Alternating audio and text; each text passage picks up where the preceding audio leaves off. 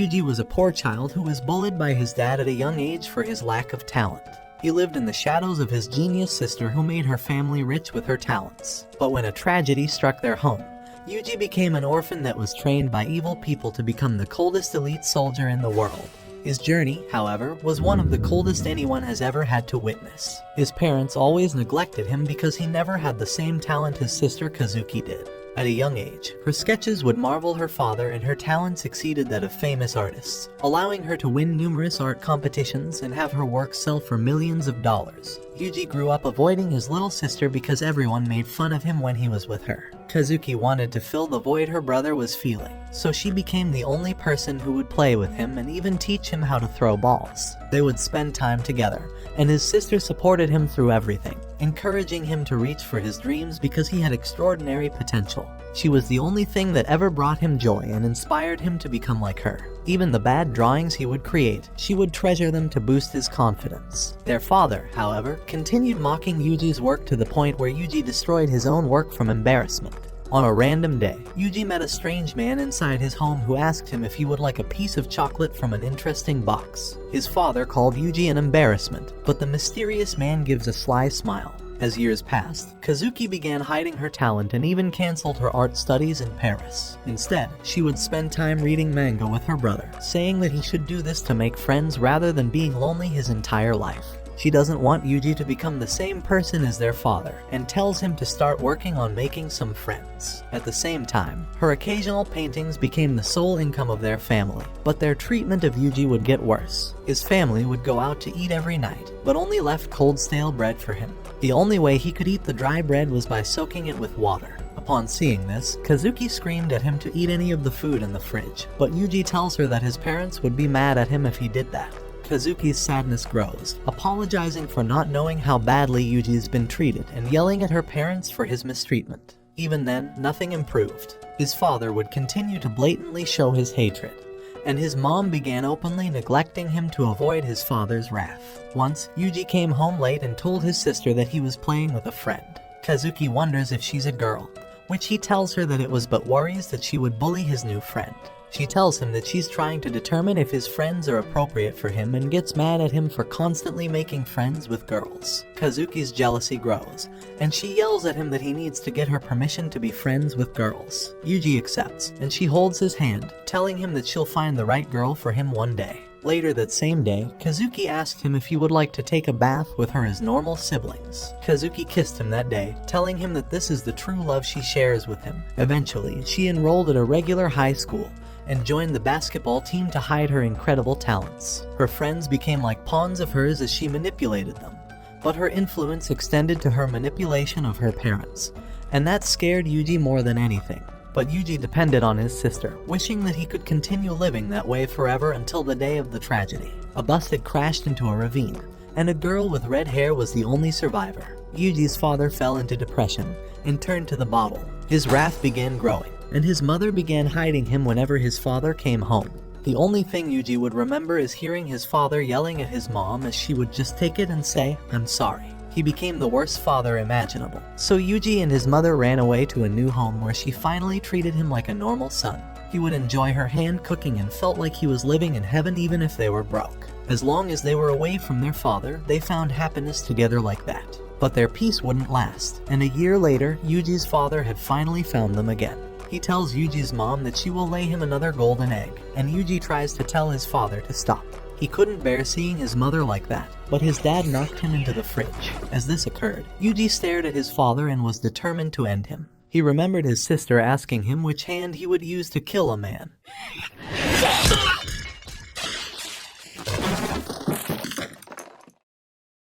He comforts his mom, and she asks him how far they should run this time. She tells him to run first and that she will join him afterward, giving him her entire life savings. She tells him to run to the train station, and tells him good luck doing it on his own. Without a second thought, Yuji obeys his mom and runs to the train station. But hours pass and he begins hearing the ambulance sirens. As Yuji heads back to his home, he finds that his father had been slashed and enters his home, only to find that he would never be able to talk to his mother again after that day. His consciousness faded, and he later woke up inside a hospital with only a note left from his mother. She asked him for forgiveness, wondering where she went wrong, and wishing that he could keep living on. With nowhere to go as an orphan, the mysterious man, Rei, became his guardian and began dressing him up as his little sister. But Yuji attempted to ignore his harassing guardian, as he now had walls where he could eat and sleep in. Nights passed, but on one of them, Rei's bodyguard came and was ready to harass Yuji, but met his doom by Yuji's hands. Rei came in, surprised that Yuji was able to follow through with it, and congratulates him on defending himself as he should have. Yuji asks if Rei is mad. Rei told him that he will make him into a strong tool, and sent him to his military compound to train him. His days were spent becoming the coldest soldier, and he happened to be Rei's favorite pupil. But that only caused the other kids to keep bullying him. There was only one person who was kind to him, a girl named Marlene who had no memory of her past. She would treat him and even save her food for him, and he thought that she was the only person he could rely on. Rei would go by the name of Oslo on this island, and would even train using real knives with Yuji. He taught him to rely on knives and to kill before he gets killed. After all, everyone in the world was his enemy, including his own family. Oslo brainwashed him into believing that he was his only ally. The day of the final exam came, and his test was to kill the person standing in front of him. But it happened to be none other than Marlene. He prepared to face off against her, and he began running towards her, punching her and knocking her down. His agility surpassed hers, and his blows knocked her down. Even as she tried to stand back up, he delivered a kick that knocked her back onto the ground. But his memories of his mother being hurt by his father began flashing in his head. He remembered the images he saw that day, and his mind began shattering during the match. Marlene used it to her advantage, and kicked him down, standing on top of him and smiling. She began punching him, and Yuji believed that this was all to pay for his sin of ending his father. Before he knew it, Yuji had lost and became a disappointment for Oslo. Inside the jail cell, Marlene comes in to treat his wounds, crying and apologizing for hurting him because she wished she hadn't done that to him. Marlene would continue trying to feed him and being the only one talking to him until the day of her graduation. She told him goodbye and that she would see him again, but that was the last time he ever saw and talked to Marlene. The nurse revealed the sad news to Yuji after her first job, and Yuji wondered if he'd been able to save her by beating her instead of being kind. After graduating, Yuji took on his first assassination mission, and disguised as a maid into a rich man's room. While he was distracted, Yuji managed to complete his mission. His assassinations continued being successful, until one day they broke into Oslo's home. The law enforcement destroyed all of the people standing in their way, and nearly cornered Oslo after destroying all of his security. They discovered an underground passage and a steel door that guarded it. After blowing it up, the only thing they found was a white-haired child sitting inside, and Yuji's white hair fell off. Masako looks at the boy, realizing that she's found something interesting. Oslo was able to escape through the water. Masako decides to take Yuji with her to Japan, but JB decides to follow her along because she needs to supervise the two of them. Inside the hospital, Asako commands him to get out of bed within the next 40 seconds. She hits him in the head and continues threatening him, so JB yells at her to be more gentle with the kid. But Yuji has never experienced kindness and wouldn't know how to respond, so Asako treats him like garbage and tells him to cut this out. She grabs his face, saying that she's going to be his god from now on. Inside her home, she commands him to change his dirty clothes, but what they see shocks them in their place. His body is filled with scars and gun wounds, and he hasn't eaten in weeks. Asako tells JB to bring drinks and food for them, but at the dinner table, Yuji doesn't eat. Instead, when a fly comes by, he crushes it with his hand. As he stares at the fly, his mind freezes and he screams in fear and throws up. Asako comes to comfort him, telling him not to puke in her disgusting home. He sleeps at night, and Asako realizes that his mind is more broken than she thought. Because while she bathed him, she saw 2 gun wounds, countless knife gouges, and broken bones. Asako thinks it may have been easier for him to just unalive, but she vows that she will protect him as his god. The next morning, Asako is sitting on top of Yuji attempting to force him to eat, but Yuji begs JB to save him. Asako tells him to quit sweet-talking the dumb blonde because she's so lonely and stupid she'll listen to anything. You're a victim! Asako gets Yuji his own puppy that will now be his partner and tells him to take good care of it. Yuji decides to name it John Doe, which is the code name for a corpse in the military. Asako looks at him playing with his puppy, and JB thinks that this is the first time she's ever seen him act like an actual kid. A few months pass, and Asako decides to quit her job for the intelligence agency. JB warns her that she'll be imprisoned or executed if she just quits like this, and wonders if Yuji is the reason she's been changing. Asako reveals that she's become afraid of dying because she has to take care of Yuji, but that she's also beginning to lose vision in her eye and can't be a good sniper anymore. At night, she goes outside and sees Yuji staring at the stars and crying. Yuji continues growing, and as he goes on a run, he remembers Asako's words that he needs to run faster to be popular with the girls in elementary school. As he continues growing, Asako tells him that running isn't enough in middle school, and that the bad boys who are capable of fighting are the ones who get girls. She begins training him to toughen up, teaching him to be a person who is strong and fights for the right reasons instead of using his strength to harm others. She teaches him to use whatever he needs to win, so he calls out for his dog to bite her. Finally, she teaches him that fighters are only popular in middle school, and that girls only like smart people in high school. Asako makes him read all kinds of books, whether it's manga or non-fiction, telling him that she'll buy him everything. After all of his reading, he finds Asako cleaning her gun while smoking. She asks him if he's ever fired one of these before, and takes him to the wilderness the next day. He fires his first shot from 300 meters and completely misses. However, he's determined to get it in the next shot, and Asako promises him a present if he does. He aims and fires, hitting the target. As promised, Asako gives him a case with the number 9029, which was her agent number. This sniper rifle will be Yuji's from now on. However, she tells him that he needs to follow his path without ever giving up. Yuji asks Asako if he could call her his master, because to him, she wasn't a mother or a sister. She was least of all a father. The only thing she became to him was a master. During the winter, Asako gathers ammunition for Yuji and they go out together on a hunt. He aims at a deer, and Asako tells him to not waste a single bullet because they will cost the taxpayers money. However, Yuji falters and is unable to pull the trigger. Asako realizes his weakness, and doesn't blame him because he's been through more than any other kid. On a random day, Yuji wakes up to his dog barking but finds a bear has broken into their home.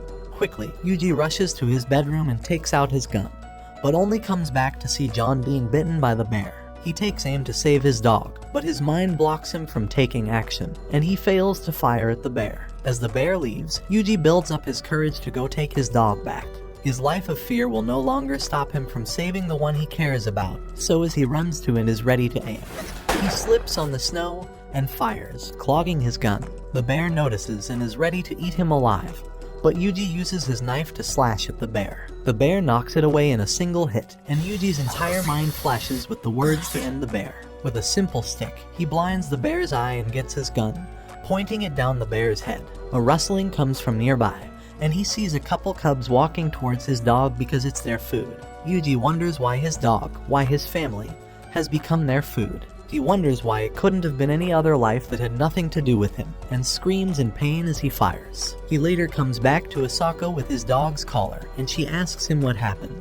Yuji couldn't kill the bear in the end, and tells her that no matter how hard he tried, it was no use. She hugs him to her chest, telling him that it's okay. They spend the sunset burying his dog's collar, and Yuji wishes he could be as strong as Asako so that he can die happily. Asako tells him that his life isn't just some meaningless excuse until he dies, and that she knows he can't kill anything unless she gives him a direct order. However, she reminds him that his food and shelter are all given by the taxpayers, so he is indebted to making sure he can protect them. In the old days, Asako tells him that he wouldn't have been able to die until he's killed 10 enemies. But now, he must save 5 people. She tells him that it doesn't matter if he's too weak to pull the trigger for his own sake, but that he should never hesitate when pulling it to save another's life. A few years pass, and Asako reveals to JB that Yuji has completed plot development. JB wonders what kind of story she's referring to, and Asako tells her that she was the story. She tells her that Yuji was able to experience the rising action when he removed her plot armor and climaxed all over her face before his plot experienced the falling action.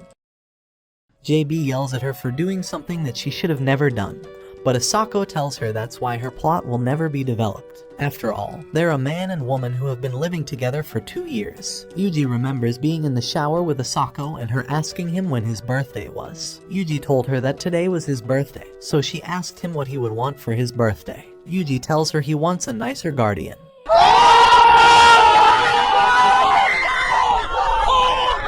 She bites him and he blushes, so she tells him that she'll give him the best present of all. He asks her what it is, and she says she will be the present. What do you mean by that? That was how his first time went, and JB asked if they've only done it once. Asako goes on to say that they've completed plot development every single day since. Yuji comes back with the ramen, and JB pretends like they weren't talking about anything because she's afraid Yuji hurt them. Asako tells her that this is why she's never experienced a climax. She asks her to give him a try because she's trained him well, and tells her to have a few drinks in the meantime. After a few bottles, Asako calls to give Yuji a special mission. Now that JB is completely wasted, she wants Yuji to give her a good time. He pulls her to the bedroom and doesn't let her go. He calls her by her first name, and instead of eating the meaty dinner he was preparing, she ends up getting devoured by his meaty rifle. A few more years pass, and Asako's health begins declining. Yuji notices her hands are shaking whenever she begins drinking, and begs her to stop because she's all he has left. No matter how many times he asks her if she's sick, she would lie to him and tell him that she wasn't. But he noticed something was wrong with her body. She began zoning out more and more, and her health began causing her to miss work. It got so bad that when she got a call, she was unable to even answer the phone, so Yuji had to pick it up. On the other side, an agent was commanding Asako to respond to the current mission and invoking Article 9, causing her to be imprisoned if she refused. Because of her current health, Yuji began taking on her jobs. A few days later, JB asks Asako why she hasn't been talking to her on site, but Asako admits to her that she wasn't the person doing the job. JB yells at Asako for having Yuji take her jobs the same way Oslo forced him to, but Yuji insists that it's his decision because he wants to one day repay Asako. JB worries that Yuji is getting carried away by Asako's lifestyle, but Yuji insists that this is the way for him to find meaning in his life. JB yells at Asako and takes Yuji outside, firing bullets in her ceiling as she's leaving. Over the river, Yuji reveals that he told Asako that he wants to be just like her, and wonders if JB knew Asako's response. JB tells him that Asako probably wouldn't want two of her in this world, but is happy that she has Yuji looking up to her. She asks him one final time if this is the path he wishes to tread, but he tells her that this is the only way he could ever repay the debt he has for them. After they leave, Asako tells him that he's going to America to attend military school. A big black man asks him what he's in this shithole for, and Yuji reveals that it's because he ended his parents. This startles him, but Yuji says he's just joking. After being certified, Yuji tells the man that he should buy his own shoes if he doesn't want athlete's foot. The soldier wonders how he knows this, and Yuji reveals that he's been a soldier since he was a kid. But the man thinks he's just joking. In the bedroom, the man calls him an Asian boy, but Yuji tells him he's Japanese and introduces himself as Yuji. The man mocks him and calls him Eugene because he looks girly, but Yuji corrects him and tells him that his crazy music is making him a deaf moron. The man takes it in good sport and introduces himself as Danny Boner because he has a big black Danny calls Yuji shorty and Yuji gives up. The next day, the commander slaps Yuji in the face because he's raised by Asako, so he should be grateful and honored by the slap. What? During training, Danny lags behind and asks for Yuji to wait up, but he tells him to stop all the smoking. Even as they swim, Danny's big muscles gas out faster, and Yuji tries to encourage him. He asks him what he would do if a girl with big plot was drowning, and this inspires Danny to swim faster than a shark. During lunch, Danny makes fun of Yuji's new face, but Yuji tells him that their commander has been a pain recently. Danny tells him that he thinks she's a gorilla that would never get married, but Yuji calls her attractive. Danny thinks that Yuji is insane, but Annie comes from behind and tastes Danny's big punisher. Sorry, I meant Annie punished Danny. During range practice, Yuji shoots every single bullet on point, which surprises the commander, as Asako, the best sniper in the world, was the only one who used to accomplish such a feat. A girl hears their conversation and oversees Yuji being awarded first place in sniping. She comes up to him later at night asking him to talk with her. She introduces herself as Millie, and Yuji wonders why pushy women are the only ones he gets. Next to the swimming pool, he restrains her after she punched him until she apologizes. He recognizes her as the second place sniper and asks her what she wants.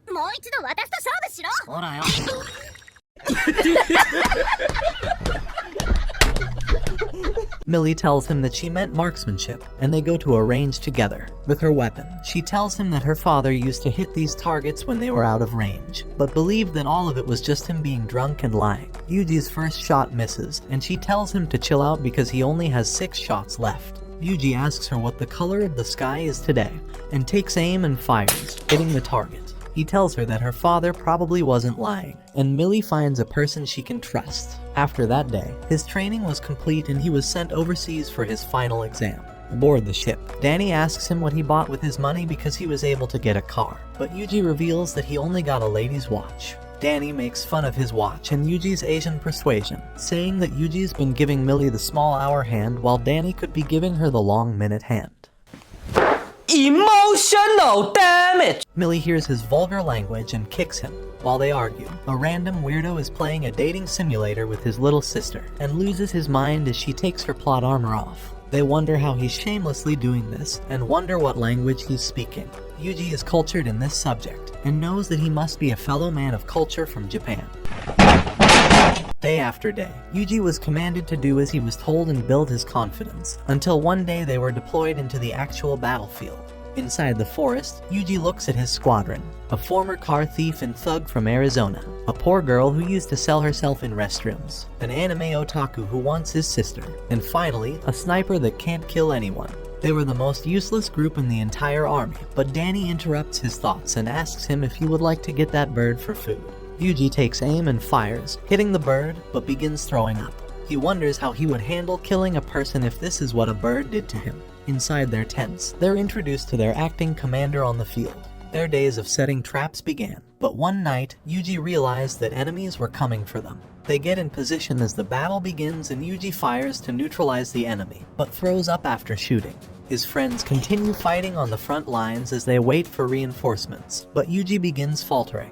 His commander tells him to close his eyes and realize that all of his friends, his only family, may die. The ones he's spent this entire time and shared laughter and food with them. All of them are his family fighting to protect him from the enemy. The commander tells him that the enemy is inhuman, and that it's okay to hesitate when killing people. But he shouldn't sit back and watch his family dying helplessly. His commander tells him to kill them and that he will assume full responsibility for it. That he gives him permission to do it. One by one, the enemy fell down, and even as Yuji hates it, the commander continues counting the amount of enemies being neutralized. Not a single shot is wasted, and the entire enemy front line gets annihilated. Yuji continues wanting to battle, but the commander stops him, telling him that everything's fine now and that he can sleep peacefully. After falling unconscious, Yuji wakes up in Millie's lap, who comforts him. She tells him that everyone's been saved by him, and that they will always support each other, and that she will never let him die. After a while of being on the battlefield, his resolve became stronger and he wasn't influenced by the constant battles and explosions around him. Danny, however, begins losing sight of what this war is about and what winning even means. But their deployment comes to an end and Yuji survives that terrible background along with all of his friends. As he leaves back to his homeland, Danny comes up to Millie and asks if she'll be fine with her boyfriend's leaving her. She tells him that they said their goodbyes yesterday and destroyed their relationship. So Danny swoops in and asks her if he can make her feel better by destroying her p*** with his 10-incher. Stop it. Get some help. Millie stares at the window where Yuji was, and prays to God that Yuji will find happiness in life and be blessed in everything that he does. In the gathering twilight, Yuji boards a plane home. It was a windy day when he returned to his familiar mountain, and the paths were just as he remembered. His welcome home was Asako, and she thinks that he looks more mature now. After great plot development, Yuji tells Asako that seeing her face was the first time he's ever been glad that he's alive. Yuji tells her that he doesn't know what to do with his life, but that he wants to give every bit of it to her. After that, he finished his final training after the Vancouver International Airport, and that was the last time he'd ever seen Danny's friendly smiling face. As everyone cried, Yuji wondered when Danny's joke was going to end. A few months passed, and during one of Yuji's missions in Spain, JB called him to come home immediately because Asako collapsed. The only information he'd received is that it was a chronic condition from being shot many times in her life. Doctors tried to treat her, but her body had become extremely fragile from all the substances she was forced to take during her deployment. Once he arrived, JB told Yuji that Asako's been drifting out of consciousness very frequently, and that she's been dozing off longer. Yuji sees Asako, apologizing for taking so long to get home. She holds his hand, and Yuji asks her if she is dying, to which she says that she is. She apologizes for always lying to him that she would stay alive with him. He begins crying, telling her that he hasn't learned everything from her yet. But she tells him to stop crying and to be more of a man like she taught him. She tells Yuji that she's finally understood what her life means now that she's about to die. It was her resolve that allowed her to save him and spend her life with him. Yuji cries, telling her that she was his only saving grace in a life that betrayed him at every point. He tells her that he wanted to believe in her till the end, because she was the only reason he had for living. Asako tells him to live his life for his own sake from now on. After all, that's the type of man she's always wanted him to become. He tells her that he can't, and that he only survived because of her. Every time he was cold, she was the warmth he could turn to. He wonders what type of future it's going to be without her, but she encourages him to find out for himself, to keep fighting and struggling, and to be the man she always wanted him to become. She tells him she's accepted that she's going to pass on, but Yuji asks her who gave her permission. Even if it was God, Yuji wants to fight him off to keep her by his side. Asako tells him to stop being so silly. He spends the rest of the time with her, and she tells him the stars are so pretty today. Yuji looks outside and tells her that the stars are very pretty today. Asako tells Yuji that she remembers him looking out at the stars and crying when he first came to live with her. She asks him what he was thinking about, but Yuji tells her that he can't remember. Asako laughs, telling him that she knew his response. She tells him that she's tired and asks him if she could go to sleep. Yuji tells her that she can go to sleep, and after that, Asako never woke up again. Her body was taken away by JB's subordinates, and Yuji tried to pull himself together by the time she was cremated. JB let him know that they found a bullet among the ashes, and Yuji thinks that it really befits Asako's personality. Weeks pass, and Yuji wonders if he would go to the same place as Asako when he meets his doom. But he will not allow that to happen yet, not until he's fulfilled his promise to Asako of saving 5 people. This is his only purpose left, but someday he wishes to see her again. Yuji sleeps on the floor for days, but JB comes to slap him awake. Staying in that cabin where Asako's presence still lingered was filling Yuji's head with thoughts he shouldn't be thinking of. So JB took him into her apartment to live with her. Living together, they would compensate for each other's wounds and supported each other, or at least they thought they would. During dinner, JB tells Yuji that he can ask for anything, and he tells her that he would like a better toothbrush because the current one is too soft. Flustered by this, JB asks him if he's been using her toothbrush this entire time, and Yuji tells her that she's been brushing her mouth with his long and rough toothbrush, so it shouldn't matter. JB realizes how dumb she was and buys 2 more toothbrushes. Yuji apologizes, but she tells him that she should have expected him to be as crude as Asako. Sadly, Yuji became a thing that reminded JB of Asako, which bothered her, and neither of them knew how to connect with one another once that happened. She would stay up and ask him if being with her would remind him of Asako. She cried one night, apologizing because it's too difficult for her. As days passed, JB began coming home less and less. With all the time he was left with, he wondered if he should go on a journey. He remembered Asako telling him that if there's a path he doesn't know, he should stop and try to find his way through it. Even when making wrong choices, he should try to broaden his view and discover what lies ahead of him. She promised him that they would go on a journey together on her motorcycle, but she never made good on her promise. Yuji gets up, telling JB that he's going on a journey wherever the wind takes him, and promises her that he will come back. Yuji was surprised that she let him go so easily because she will be lonely at night, but drives on Asako's motorcycle.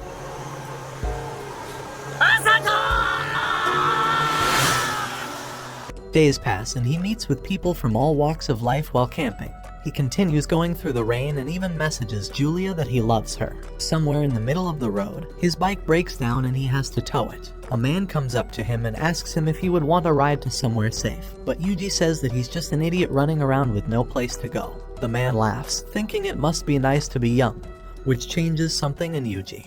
At nights, he wonders if being young is what he's missing, and emails JB that he's going home. He opens a drink to give to Asako's grave, and apologizes that he came back without understanding anything. Yuji apologizes for breaking her bike, but he hears Asako asking him if he had fun. He tells her that he enjoyed his journey, but wonders what he should do now. He feels like this journey has taught him what he's missing, and thinks that he needs to just take another shot at being young, and going to an ordinary school as an ordinary student. A few months later, however, Yuji was sitting in front of a criminal detective, who interrogated him about his identity, asking him if he's an assassin, but Yuji told him that he's just a student.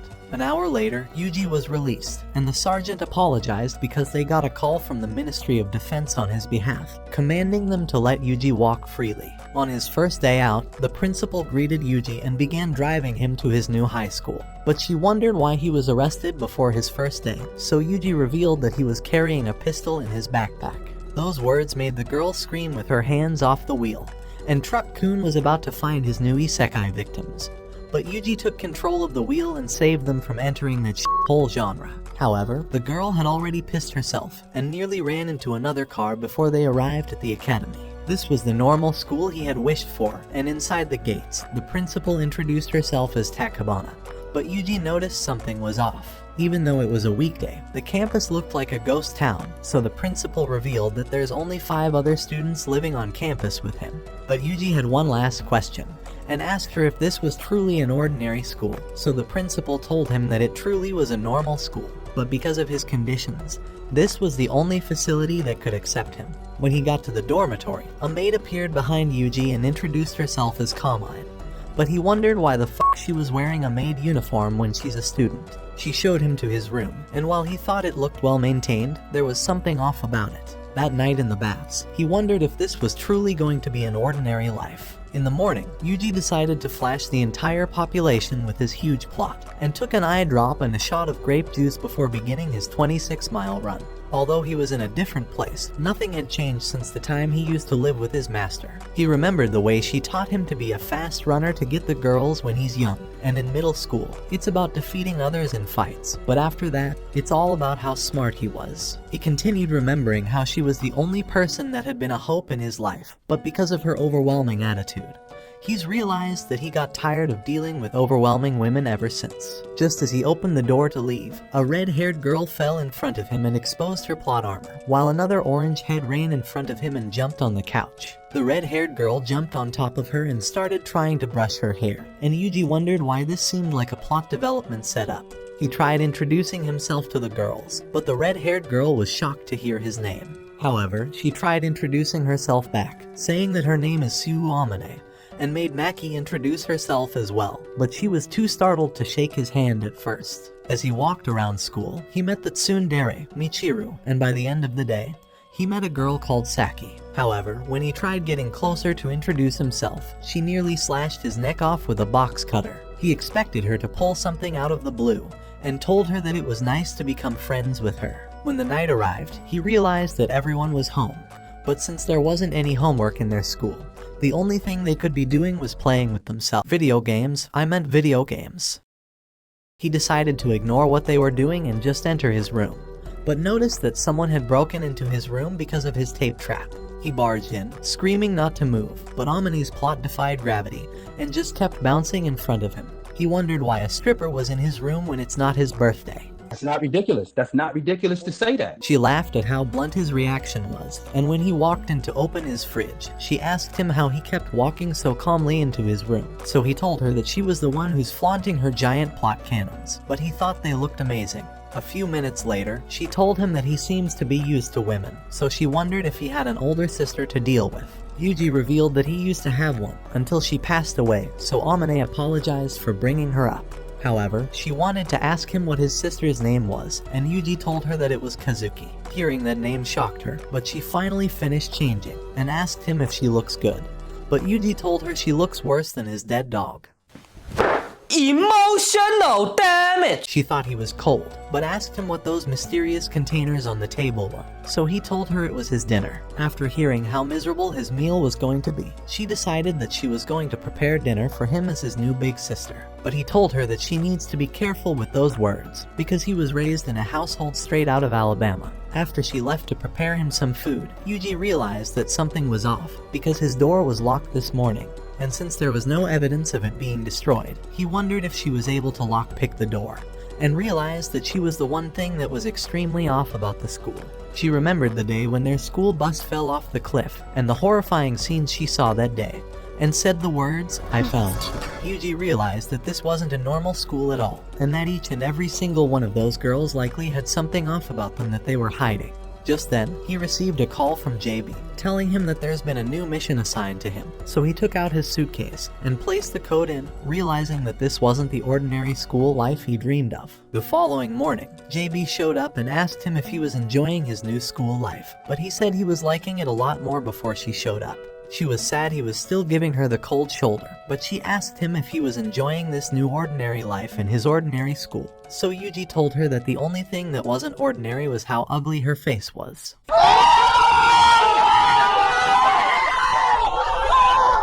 She told him to be careful or he might accidentally pass away, but he told her it would be better than seeing her ugly face every day. JB realized that his words just clapped her harder than he used to, so she decided to leave, and pulled the sickest drift as she drove away. When he got back to class, Amane asked him who the dumb blonde was, so he told her that she was just his boss from his job. But when Amane asked him what he did, he told her that he just cleans up garbage, so she could consider it to be dirty work. However, she sat down and told him there was something important she needed to know, asking him what his relationship with the blonde girl was. He called her stupid and asked her if he looked like the type of guy to have a girlfriend, but she thought he was a mystery. However, as long as he didn't have a girlfriend, that was all she wanted to know and walked away. Once she left, Yuji noticed Michiru was eavesdropping, but she told him it's not like she likes him or anything like that, and called him a baka.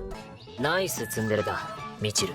After Yuji's daily run, he noticed that Amane was trying to break into his room, but snuck away and tried listening to her. As she looked for him, she was upset that she couldn't give him a wake-up kiss, but he realized that she could just be playing dumb if she's noticed him by now. She began looking through his clothes and started smelling his shirt, thinking that it's going to make her go wild. She jumped right on his bed and began begging Yuji to stop, but Yuji realized that this bitch was obsessed with him, so he decided to just walk in while she was in Paris. However, she was startled to see him and asked him how long he's been there, so he said that he watched her this entire time, telling her to look on the bright side, because at least she noticed him before things got worse, but she screamed at him to get out of the room. Later that day, Amane sprained her ankle during gym class, so Yuji ran to carry her into the nurse's office. After treating her injury, Yuji began walking away, but she latched onto him and begged him not to leave yet. After getting tired of her, he told her to spit out what she wants from him already, so she asked him to go out with her. He asked why, so she told him because she loved him, and that it was love at first sight. She told him he looks hopeless, so she wanted to be the thing to help him keep living.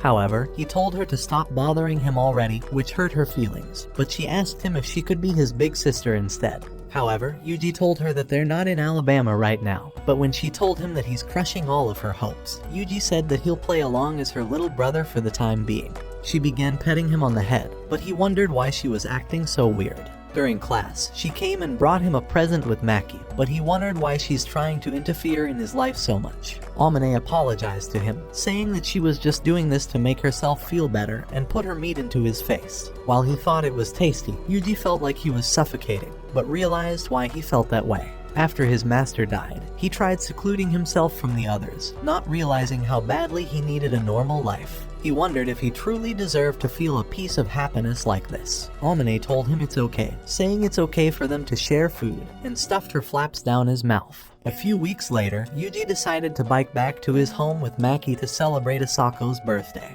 And when he got home, he saw that JB had left a portrait of all three of them, but he asked Maki to keep it a secret from the others. When the sun was setting, Yuji went to Asako's grave and said that it's been a long time petting John's grave. He introduced them to his new friend, Maki, and she thanked them for raising him.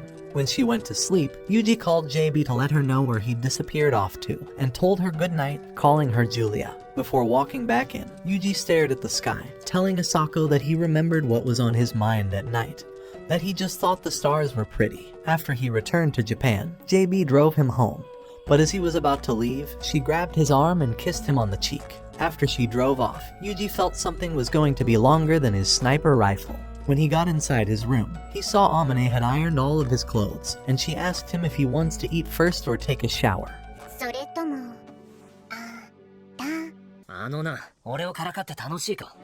What did he say? He wondered why she's been throwing herself at him like this, so she confessed that it was just love at first sight, but he knew all she wanted was to develop plot on the first night. However, she had already prepared dinner for him, but as he ate, Amane got an email from one of the girls, and she asked Yuji what the fuck he's doing with the dumb lonely blonde. You got me.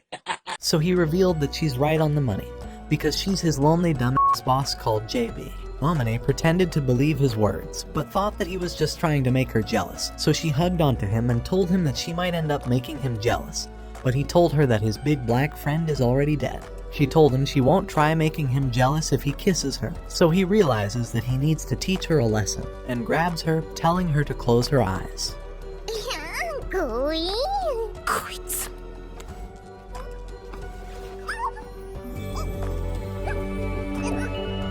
Amane pulls away and says that it was her first kiss. 奇遇だな。実は俺もだ。 Why the fuck you lying? Why you always lying? Oh my god. She calls him a liar, thinking he kissed way too good for it to be his first time, so he promised that he'll be more careful next time. However, she wondered if that meant he was going to kiss her again in the future, so he said that he wouldn't do something so reckless without being prepared to follow through. She wondered what he meant, so he confessed that falling in love with him was her choice, so he accepts those feelings. But he can't promise that he'll always be there for her. If he were to ever disappear or die, he asks her not to cry, but to forget about him within a year. She accepted his conditions, but asked him if he truly liked her, so he revealed that he doesn't understand his feelings because of his life, but he definitely likes her. She wondered if this meant that she's his girlfriend now, and when he told her that she was, she got on her knees. Her legs were shaking, because she was so happy that she's Yuji's girlfriend now, but Yuji called her a creep and tried helping her stand up. However, she told him that she's vulnerable right now, so he can develop all the plot he wants with her. But when he saw her hands shaking, he smacked her on the head, telling her not to get carried away. He confessed that he's never dated a girl before, but still didn't understand why she loved him this much. So when she tried saying it was love at first sight, tears began falling out of her eyes, and he wondered why she was crying. After a bit of silence passed, she revealed the school she went to, and asked him if he's heard the name Kazuki. Those words stunned him, and he told her that it's his sister, so she revealed that 6 years ago, the girls' bus fell off the cliff and all of the girls disappeared, but she was the sole survivor. He wondered why she's been hiding it all this time, so she revealed that she's known he was Kazuki's brother ever since she heard his name. But she couldn't tell him, so she got up and told him that there's something she'll show him. When she got back, she showed him a journal she used to write from back then, and Yuji opened it. On a sunny day, the girls' basketball bus was going back to school, but the tire went flat and Bus Kun was about to take Truck Kun's job to isekai more victims, so it fell off the cliff and was completely destroyed. By the time Amane woke up, Kazuki told her to get off already and handed her the glasses when they made it out of the bus. She wondered who they should save first, so Kazuki revealed that she'd start by saving the girl she hates the most, because if she saved her last, she might be too tired to bother saving her by then. Once all the girls were rescued, Kazuki tried looking for Signal, but neither of the girls had any connection. On top of that, the compass wasn't working. They were surrounded by cliffs they couldn't climb, and the only path left was a dangerous jungle. Back at camp, Ritsu realized that their teacher had a mild concussion, while Hiruka had a fractured knee, Sakurai was cut in the stomach, and Kanade scratched her head. Kazuki told her that she could treat them, and asked her to boil some water to close the wounds. As she prepared to do the stitches, Kazuki thought she'd start with Kanade first, because she has the most minor injury, so if the others pass away soon, at least she won't waste time examining them. That's not ridiculous. That's not ridiculous to say that. Amane wondered if she had any friends, but Kazuki said that she was her only friend right now. After treating all the girls, Kazuki realized that her own arm was cracked because she tied the seatbelt to brace for impact. The teacher finally woke up, and Kazuki tried explaining the situation to him. A piece of metal likely fell from the truck in front of them, which caused their tire to pop. Now that they were stranded away from the rest, the president suggested that they stay in place and wait for rescue. But Kazuki rejected that idea. They barely have any food and water, so they need to try and escape before they run out of resources. However, the president called her a moron for thinking she could survive in the mountains, so Kazuki apologized for overstepping. While Amane was gathering stuff from the bus, she wondered why Kazuki apologized. So she revealed that she only apologized because the president will be forced into admitting she's right. But Amane thought this was the worst time to be playing around with their lives. While all the girls camped for the night, Amane wondered what Kazuki was doing right now, so she revealed that she's reading a book. Because if she ever lays her eyes on a page, she can memorize all the words with her photographic memory, and read it anytime she would like. The following morning, Amane saw a girl throwing her phone up in the air to get some connection, but Amane thought they were absolutely screwed. As she traveled through the forest looking for Kazuki, she found her hiding in some bushes, but she revealed that she was just collecting some edible grass. After all, they might not be rescued within 3 days, but Amane told Kazuki not to run off on her own because she was worried about her. However, those words shocked Kazuki because she never thought a person would be worried about her. When she got back to camp, one of the girls told her to stick with Kazuki because she tends to sulk while she's alone. So she told her that if they're ever in an argument, she should just tell her certain words, and whispered them into her ear. Inside the tent, Kazuki and Amane began treating two of the girls who were injured, telling one of them not to scratch her wounds no matter how bad they got. From a river, they gathered some bottled water, but Kazuki told her that if she ever wanted to switch to pairing up with another girl, she wouldn't be upset with her. However, Amane remembered the words the girl told her to say, and confessed to Kazuki that she likes her the most out of all the girls, and asked her if she felt the same way about her, but realized that she was actually making her blush. She kept asking her if she likes her, and hugged her into the water. But before Kazuki could yell at her, she heard the sound of a helicopter, and all the girls tried screaming for help. However, the helicopter flew straight past them, but Amane had an idea, so she ran into the bus and slammed the horns, causing the helicopter to fly back, but the helicopter never returned after that. At night, Kazuki stayed up. When the third day arrived, the bodies of the girls had began rotting, so the teacher carried and buried them in the forest, but Amane wondered if help would ever come, or if they would end up meeting the same fate. While they picked flowers, Kazuki revealed that she has a little brother, but she's sad because everyone views him as inferior to her, and even her parents treat him like he's worthless. However, she told Amane that she loves him, but Amane began crying, because the only thing she wants to do is to go home already. Kazuki hugged her head, and promised that she'll do everything to get her home. On day 4, food was beginning to run out already, and day 5 was wasted because it ended up raining all day. On day 6, there was only 10 carrots left. But Rutsi realized that they were a carrot short, so Kazuki realized that someone could have stolen it. But because it'll cause paranoia, Kazuki decided to chop all the carrots up, and when they were all in pieces, she rearranged them to create 11 carrots, revealing that it's a famous puzzle. Amane started thinking that Kazuki's intelligence was scary. When day 7 arrived, the girls who were injured had lost all their appetite, but when the club president left the room, Kazuki apologized for not noticing until now. She's realized that Hiruka hasn't been eating anything because she was afraid of the others finding out she soiled herself. Kazuki spent her time trying to comfort her. As she sat alone, Amane wondered why Kazuki wasn't showing her that kind expression. But she snuck up from behind and saw an injury on her neck. Realizing she was upset, Kazuki promised that Amane is the girl she'll always come back to when things are bad. So when she saw that the bleeding wasn't stopping, she tried sucking out any possible venom. On day 8, Kazuki promised that she would sacrifice everything to protect her, and told Amane that she loves her. When day 9 arrived, the teacher decided to go deep into the forest to find a path out of this miserable situation. The 10th day came, but the rain wasn't stopping, and Kazuki told her to stop speaking her thoughts out loud while writing her thoughts in the journal. She told her to eat some snails to cheer up, but Amane was starting to get tired of those disgusting snails. Back at the tent, Kazuki realized that one of the girls had worms growing out of her wound, but told Amane to just take care of Hiruka. As Amane tried treating the girl, the only thing she kept saying was that she wishes to get isekai. During day 11, one of the girls had already began losing her mind, while another girl was getting sad because her dog was starting to come down of a fever. Still, the only thing that brought them hope was that their teacher might come back with help. But their hope was already thinning. They had already resorted to eating insects and drinking unpurified water, causing their stomachs to hurt all night. But at least when they slept, they could forget about all the pains temporarily. Komori's dog passed away on day 12. But instead of burying him, Kazuki suggested they eat him. Komori cried, but she also agreed with them. However, one of them had to butcher him, so Kazuki decided to do it. Although there was barely any meat, everyone cried that they were finally able to eat something. With this single bite, their lives were extended, and they would never forget that taste for as long as they lived. The cursed 13th day arrived, when Komori collapsed from eating a poisonous flower bud and never woke up.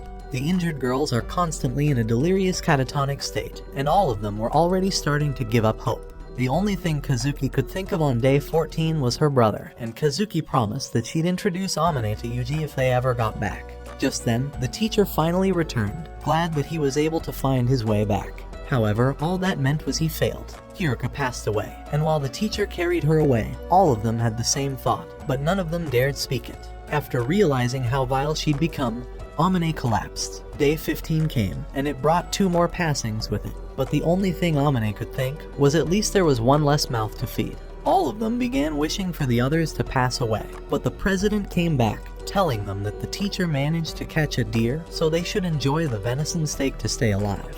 Amane came to tell Kazuki that they finally got some meat, but she decided to pass because it might contain diseases that'll end her life. Seeing how Kazuki wasn't going to eat, she rejected the meal as well, so someone grabbed them. But that same night, Kazuki woke Amane up to show her that the president and the teacher were heading into the forest, so now was finally their chance to sneak out. She told her that they'll leave this place and make it home, but there's no time to explain, so she told her to hurry before anyone else notices her. She told her that she can't take anyone else with them, because they're all ghouls at this point. As they walked through the forest, Kazuki told her that she'll show her everything, and as they arrived, she told her to take a look. Amane saw a lot of wood because they were in the forest, but screamed when she laid her eyes on a student uniform, so the teacher realized that someone was hiding there. Immediately, Kazuki pulled her to get away, and as she ran, she realized that all of them weren't eating deer. The teacher continued getting closer to them like he's straight out of Attack on Titan. But Kazuki turned around and slammed his face away with her backpack, knocking him unconscious. Amane wondered if she was dreaming, but Kazuki told her that it's better if they stop thinking of their friends like they're humans. Sakuma appeared before her eyes, but she told her that she's a lost cause because she was already on their side, so Kazuki began running away. This was the world they're living in, the rule of this life, but Amane collapsed and began crying. Kazuki tried to comfort her, reminding her that she promised to save her from this horrible world. Another girl was screaming to look for them, and they saw that all the girls had teamed up against them, so Kazuki began trying to run away, but they were spotted. Amane tripped over a branch and couldn't stand up anymore, telling Kazuki to go on by herself. However, she gave her the backpack she was carrying, and left her a map to see the path for escaping this forest. Amane wondered what she was planning on doing, but Kazuki promised that they're going to meet again one day, and pushed her away, telling her not to look back no matter what happened. Amane started running away, and as she ran, she realized that Kazuki wasn't going to survive, because she'll sacrifice herself for a coward like Amane. When she turned around, she saw the way Kazuki was struggling, but she also saw her smile, as if she told her not to worry about what's going to happen, but to live on.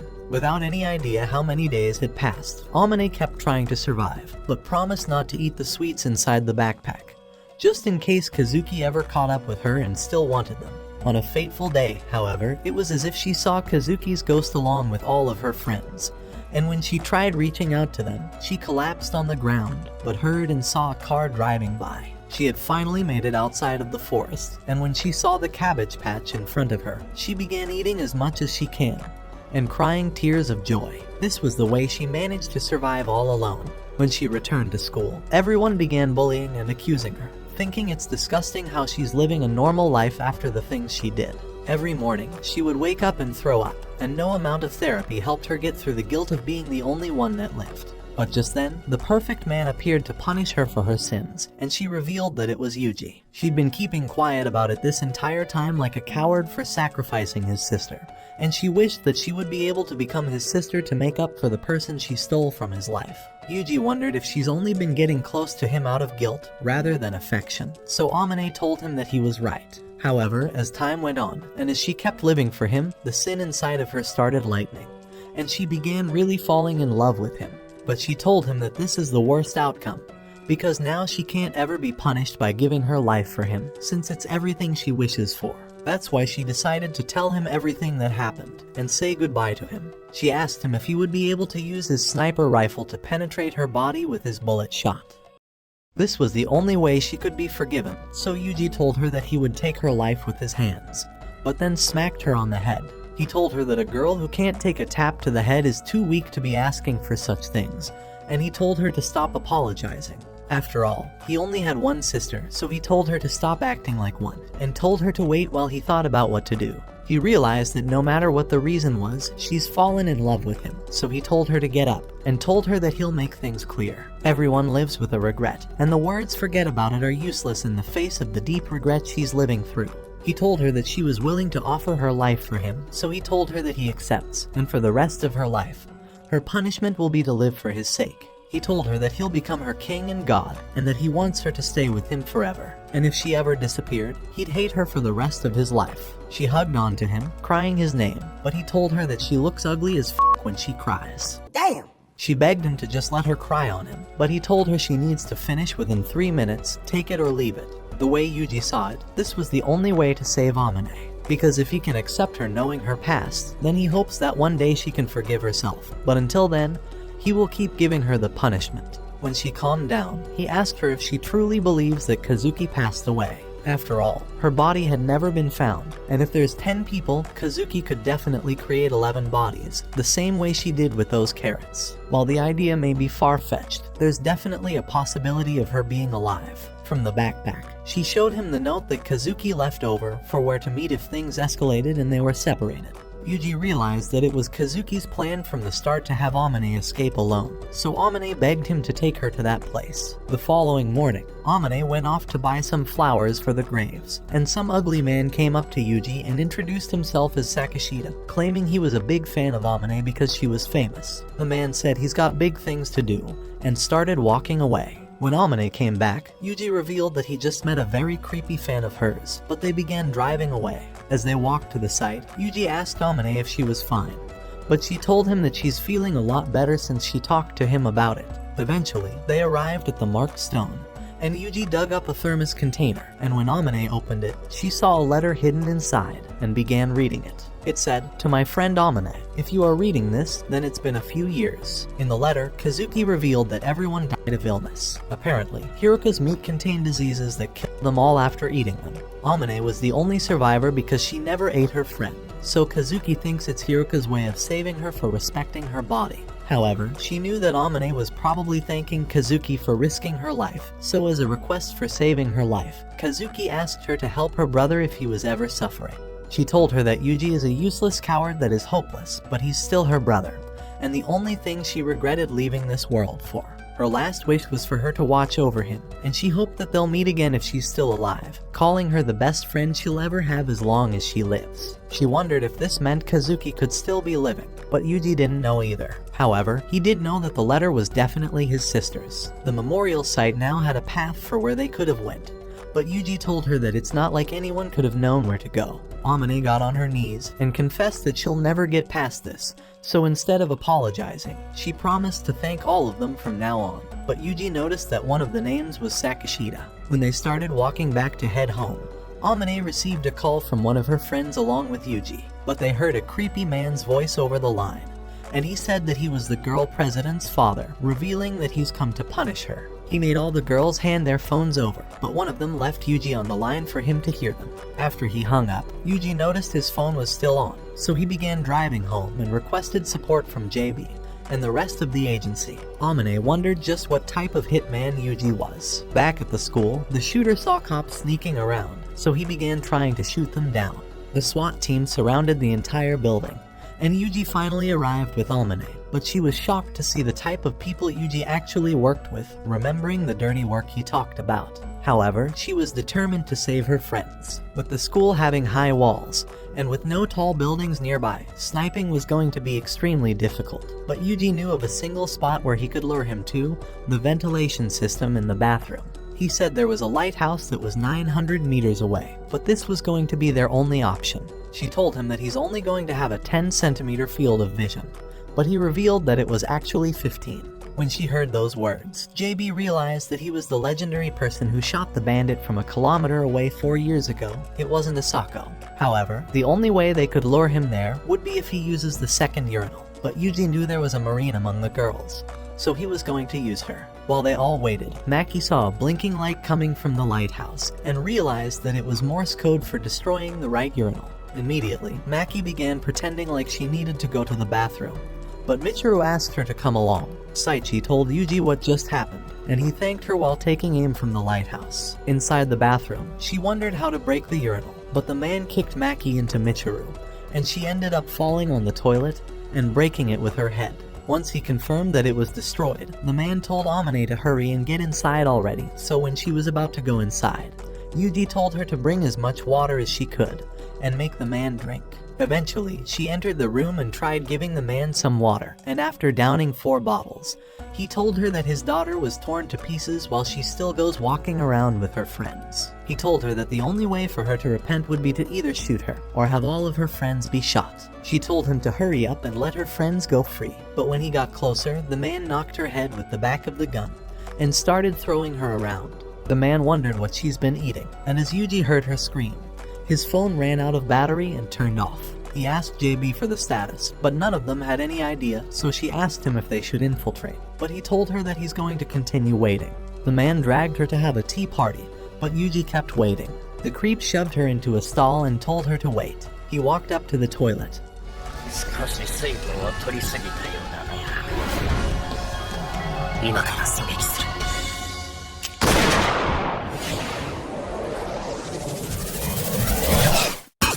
In that instant, the man fell from the pain of his shoulder being grazed.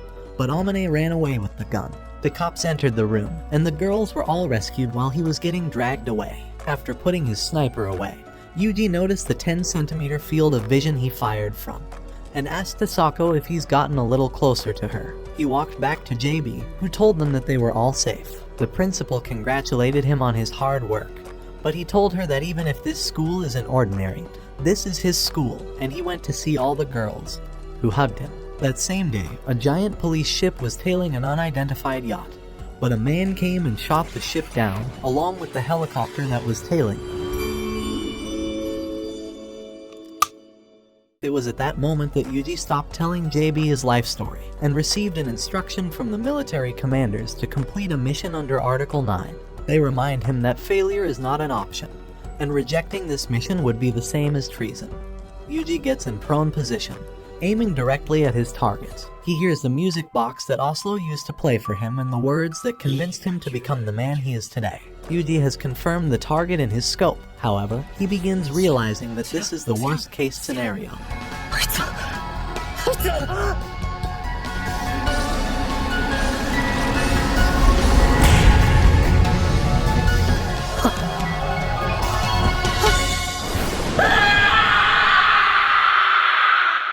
On the night when Amane managed to escape her classmates, Saya and Ritsu were holding Kazuki down before she managed to punch Saya's nose. But before Saya would strike her back, Minori came and told her to not kill Kazuki, because she was their only hope of still surviving. Just then, Chika came screaming at them to find Amane, but Minori noticed the blood on her face, and realized she'd been eating the dead bodies of the others. After hearing those words, Chika collapsed onto the ground, wondering why she's always getting blamed and never liked by anyone. As Minori tried to comfort her, Chika saw the knife beside her and stabbed her friend before she collapsed. But when Kazuki ran to try and save her, she realized that her body was already lifeless. Before Chika could explain, Haruna came looking for Minori, telling her not to sleep outside or she would die from being too cold, but saw that her lifelong friend was already dead. As she wondered what happened to their promise, and who would cut her hair from now on, she saw Chika was the one holding the knife, so she slashed her shoulder down before pushing Kazuki away.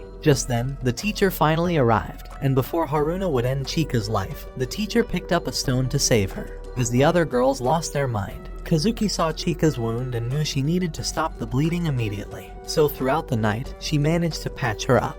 But by the morning, Kazuki realized that their teacher had gone missing ever since he killed Haruna. However, Chika begged Kazuki to care for him, so after she agreed, she found him digging up a grave for the other girls. And when she asked him what happened, he decided to reveal everything. At first, he had been actually burying them, but with his starvation, he couldn't resist and began eating their meat, until Chika found him in that worthless state and glared at him. He thought he was the most disgusting person to exist, and begged her to forgive him. However, he began gagging as he was going to throw up, and Kazuki noticed that his body was already infected with bacterial poisoning. As she wondered what the source could have been, she remembered how one of the girls had maggots growing over her body, and that the deer meat they were eating was actually hers. Because of that, all the girls died 3 days later from food poisoning. But before burying them, the teacher began making it appear as if he had killed them, because that way, everyone would blame him for their deaths rather than the girls. As she stared at him, she remembered she also had to leave a message for someone. So that night, she created the marking on the stone and left her letter. But after walking just a few steps, she collapsed onto the ground. 8 hours later, the local Ikigaya police were sent because of Amane, but by then, the teacher had already passed away. However, Kazuki was still alive, and was sent into a hospital under the CIR influence, who realized they found the brain for the Thanatnos project. For the next 3 years, her body was integrated into the AI system along with several other girls. After Yuji had failed his mission, an agent said it was time to get rid of Yuji, And a few hours later, that same agent pushed him into a room locked with a steel door. From around him, a light emanated, and a few pillars ascended, with a familiar voice telling him that it's been a long time. And a hologram appeared, shocking Yuji for seeing his sister that he thought was dead all those years ago. At the same time, the girl saw the news claiming that Yuji was a serial killer on the loose, and that he was going around killing innocent victims. A few minutes later, the principal came, saying that Yuji didn't want any of the girls to look for him, but that their school would be losing all their funding, so they would have to shut down the school, leaving all the girls shocked. As they began packing up, Sachi revealed to the others how awful his closet was, and inside, they found all the messages he'd been writing about them on the walls. However, one of them stood out more than the others, and Yuji had written that he'd killed too many people, so the guilt was now making him want to pass away. After all, Asako felt she was allowed to die after saving him, so he believed it was also his turn since he'd saved 5 people, and wondered when his day would finally come. As the days continued passing, the girls realized they couldn't live without Yuji, as he'd somehow been the only thing that made their lives normal. So when their final day at school came, they all decided to save Yuji, and began trying to live on their own. Inside Yuji's jail cell, Kazuki explained that the Art Association had placed a $100 million insurance plan on her brain, so because her body was beyond recovery, her brain was used to develop this supercomputer. However, Yuji didn't believe it was really her, so he asked her what her favorite food was. Yuji. This is a sickness of the highest order. He wondered why she didn't reveal her existence sooner, but she told him that they don't have enough time, and asked him if he was ready to sacrifice himself to this country. After Yuji agreed, she told him that Oslo had smuggled a new type of nuclear bomb, one so powerful that just 3,000 milligrams would be enough to destroy all of Japan, and their goal is the Thanatos system. After all, she had the power to control all communications in the world, but Oslo offered to stop his pursuit of the system and withdraw, only if they were to surrender Yuji's body to him. However, Yuji didn't know why he was that important to Oslo, so Kazuki revealed the truth. During the Design Soldier project, many qualified candidates were given a synthetic drug to develop the perfect super soldier. But out of all his comrades, Yuji was the only one to survive past 2 years. Because of that, the only one who could save the world from Oslo's plans was Yuji, but he knew he couldn't do it alone. At the same time, the girls had managed to find an abandoned ship to live on, and while they were eating dinner, Michiru received a call from an unknown number. All of them thought it was Yuji, but the voice introduced itself as one of the personalities of the Thanatos system, and told them that she would be able to help them save Yuji starting tomorrow, before hanging up right away. However, Amane felt that she'd heard that voice before, but couldn't remember where she'd heard it. The following day, she called them once again to tell them the plan, but at the same time, Travis asked Oslo why they were doing all this for a former agent. So Oslo revealed that no soldier could exceed him, because even the clone they created was nothing but a coincidental success, and they still need his full genetic code in order to fully replicate him. On the other side of the country, Kazuki told them that Yuji was going to be traded to Oslo in 3 days. But before then, they needed to gather $100 million. Irisu thought they would need to sell Michiru, but Kazuki told her to think about it calmly, because no one would buy her worthless body anyway. You're a victim! The first thing Kazuki made the girls do was have Sachi create a bank account, while Irisu practiced sniping. At the same time, Amane began driving on every street of the city to study the layout, but she continued feeling as if she'd heard Thanatos' voice before. A few days later, Michiru came back from traveling across the world, saying she met some sketchy Nigerian prince who sold her some stolen phones, and used them to open an Indian scam center. With all the money she made, she eventually bought a yacht and traded it to some 3 random losers, but none of them knew that it was actually JB who was the buyer. While JB's massive cannon stared at the beach on the screen, she saw a message from Thanatos saying that Yuji's health is deteriorating. Inside his jail cell, he was placed inside solitary confinement for 3 days, but the only word he kept repeating was Asako. Eventually, the day of Yuji's transportation arrived, and Irisu ordered the hotel room on the highest level. When she was inside, she created a strip with defibrillators to clear the glass, and her job was to snipe the vehicles carrying Yuji. From underneath the building, Kazuki led Amane to a bulletproof pickup truck and had Sachi buy the compounds for creating non-lethal explosives and tear gas. But for Yumiko, she created 6 backup plans, saying that she might be erased soon, so she would need Yumiko to lead the team when she disappeared. On the other side of the country, Millie was seducing some worthless pilot inside a bathroom stall. But as soon as he undressed, she knocked his ass out cold, telling him no hot girl would want his worthless ugly simp ass, and walked off. At 5:48 p.m., the guards were ready to transport Yuji, and a few minutes later, 3 vehicles began traveling towards Oslo's ship.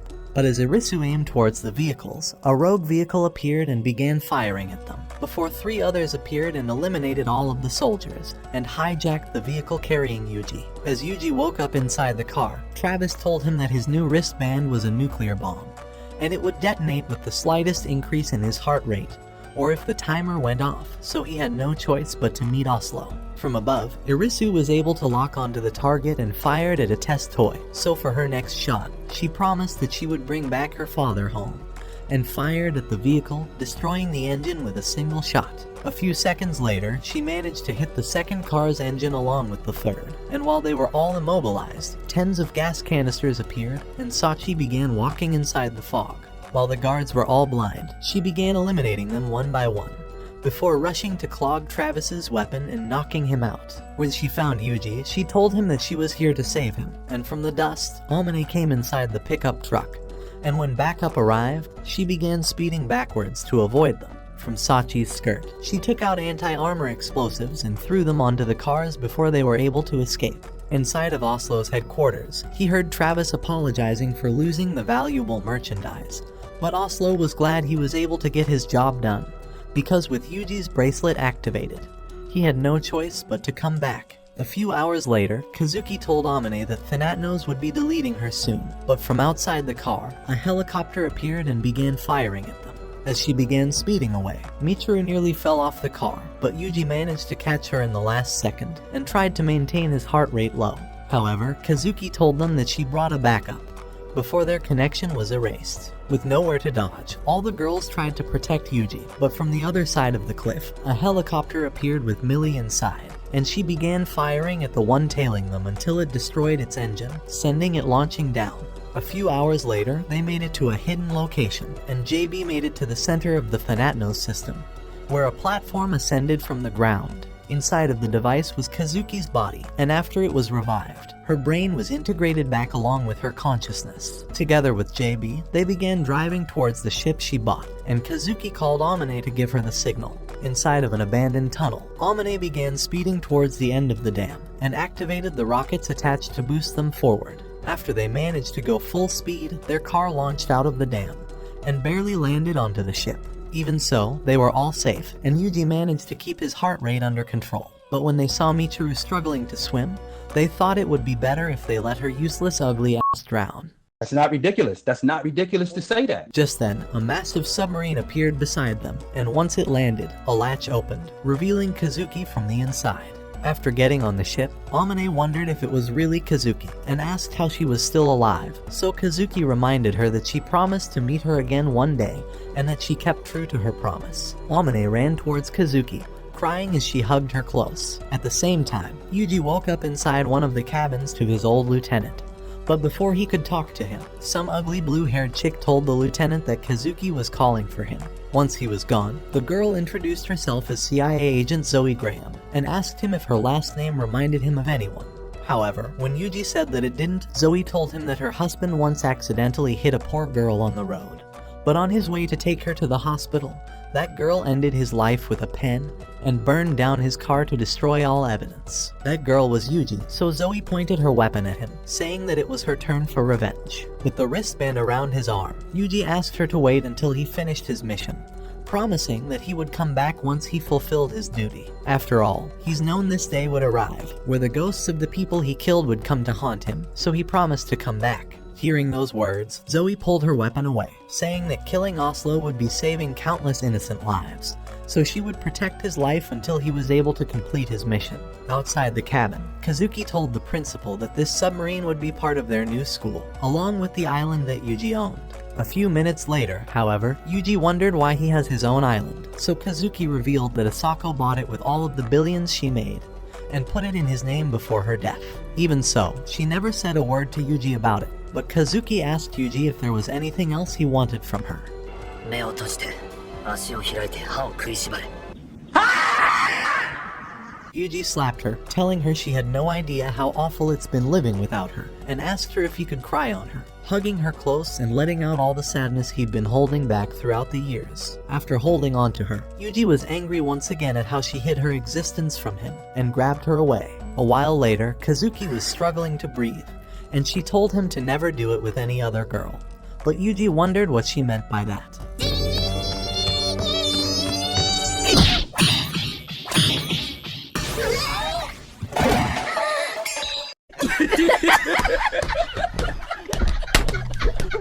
Millie wondered why he fisted her face, but Yuji apologized, saying he meant to hug her instead. Amane began screaming at Yuji for punching a girl, but Millie told her to keep her ugly ass out of their relationship, and all the girls wondered if she enjoyed 50 Shades of Grey. Once everyone was gathered, Yuji told them that he would be facing off against Oslo while they went to the island, but promised that he wouldn't die. After all, he had a home to go back to. But before he could leave, Michiru said she wouldn't go against him, but her eyes turned green, and she said she would give him a good luck charm. All of the girls wanted to be the ones to taste his rifle first, and they began beating her ugly ass up. But luckily, Kazuki didn't see anything. Before leaving the submarine, JB told him not to fight against Oslo, saying that even Asako wasn't able to defeat him. After all this time, she revealed that 6 years ago, Asako was one step away from eliminating him, but he had grabbed a gun and fired at her when her guard was down. Eventually, that wound was the reason she ended up developing the disease and dying. But even so, Yuji knew this was even more of a reason to eliminate him. As he walked away, Yuji swore that he would be coming back, but JB couldn't hold back her tears. After boarding the helicopter, Kazuki said they will be eliminating the Thanatnos system before Oslo could reach it. And since it was currently in emergency mode, its only power source was the backup air farm. So all they needed to do was cut the sub-oceanic cable to delete the system. As Millie flew him towards Oslo, she wondered what he's fighting for. So Yuji said that he doesn't want to be the type to run away from his duties, because in order to create change, he needed to become the change he was seeking. On top of that, if he couldn't beat evil without becoming evil, then he swore to become evil itself. At the same time, the girls had finally located the cable's location, and sent off Michiru into the ocean since no one would be missing her ugly ass if she died. Next to Oslo's naval base, Yuji noticed a man who had no idea about the evil he was involved in, or how many innocent people he'd helped kill. Still, Yuji knew he was no different, but because they were the same, Yuji knew it was his duty to stop him. 俺も帰ってきたぞヒース・オスロップ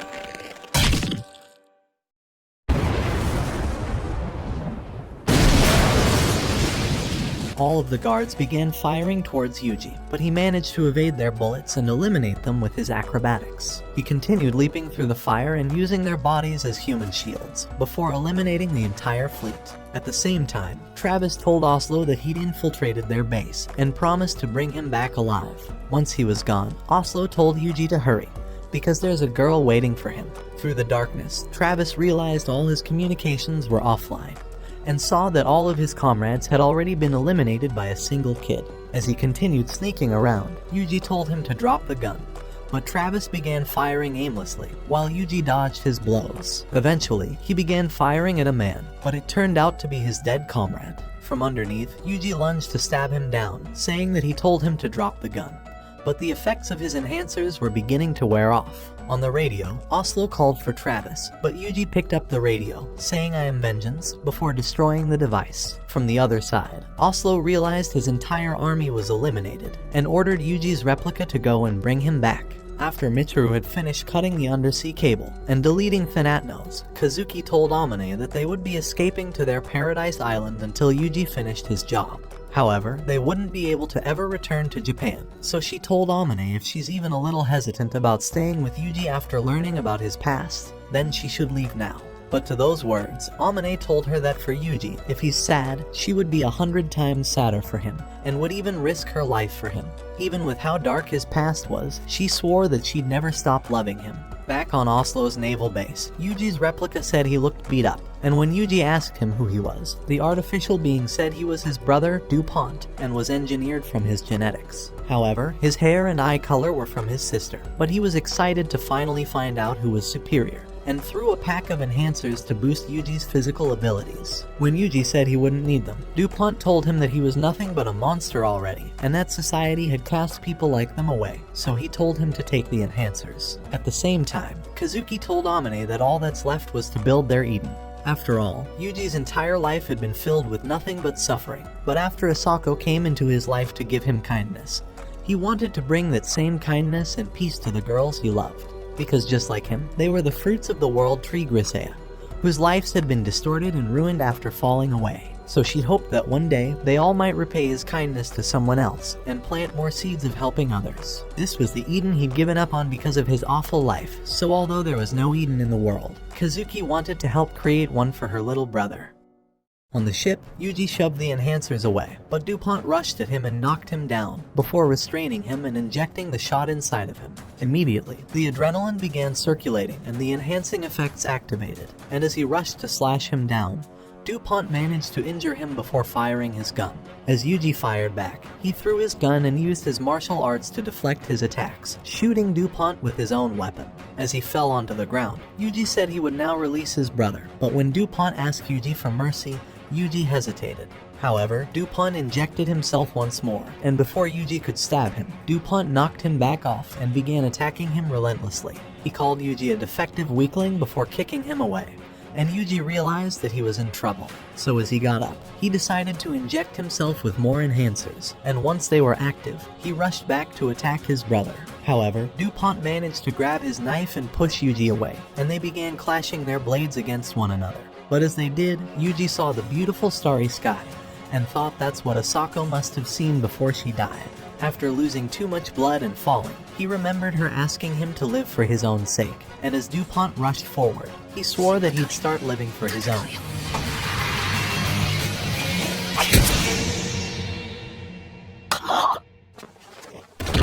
名乗るのが遅れたな。俺の名前は風見雄二。よくよく覚えて地獄に行けば通りもいいだろう。 A few minutes later, he made it to Oslo's room, and Oslo was proud that he raised one of the greatest assassins. After all, DuPont was the most expensive military tool ever developed, and he went on to reveal that DuPont's mother was none other than the girl Yuji used to love as a kid. However, Yuji said that he didn't need more reasons to kill him, and began rushing with his blade towards Oslo. After dodging his attack, Oslo reminded him that he had 5 minutes before the bomb exploded, so his only hope of surviving would be to get the keys from him. After drawing his blade, he told him this was the same blade Asako used to kill Travis's older brother, and thought it would be amusing to kill him with his own master's sword. As he rushed forward, Oslo kicked him away, but Yuji narrowly dodged being slashed down. But even using the table wasn't enough to shield the sword, and Oslo offered to take him back, slashing down, saying he was his only family left, and that he would kill everyone else he held dear to him. His blade broke, and the shock of the attack left him dizzy, so Oslo stabbed him.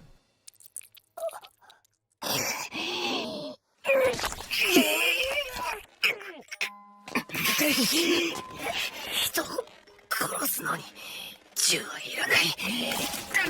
どこにでもあるボールペンで十分だ。あんたに教わったことだよ、オスローさん。 After finally killing the last ghost of his past, the ship began exploding, and there were only 2 minutes left before the nuclear bomb went off. However, Yuji continued struggling forward, but realized that he lost his escape route, and with all the bombs exploding, he felt Asako's presence looming. 行け、ユージ。生きろ。 Step by step, he began struggling to get outside, and he swore that he would come back to the new home he'd found.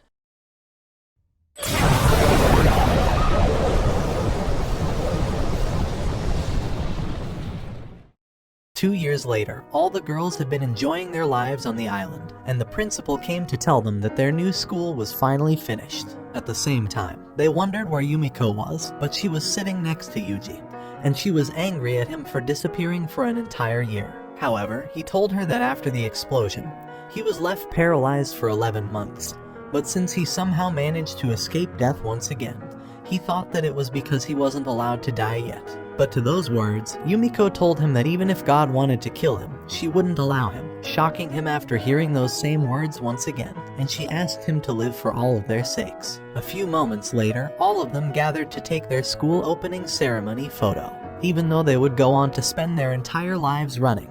Amane knew that even if she was offered everything in the world, she wouldn't trade it for this place they created, the Eden of Grisea.